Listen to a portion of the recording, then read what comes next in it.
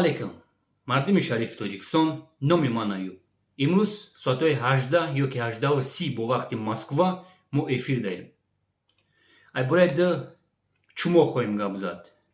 حسین اشور و بهروز سلمان. من ایرا فامیلش نمیگیرم برای که آدمی که در استوری ما فلان میکنه من میدونم که تو آدم چی گپ زنم.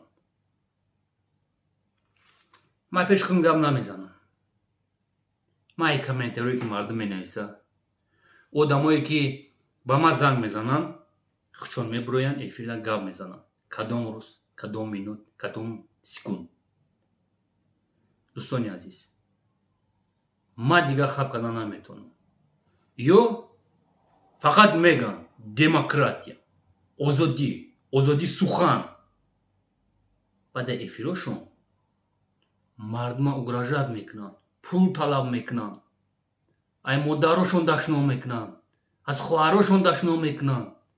نی تولکه بعد افیر در افیرشون یک برادر زنگ میزنه میگه در افیرش حسین اشور کلمرغ اپا روی که میگه اپای من شو داره میگه ما دمه شوا.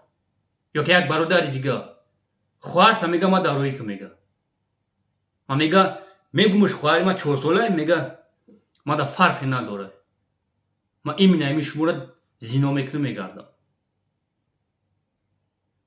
زنده باشه.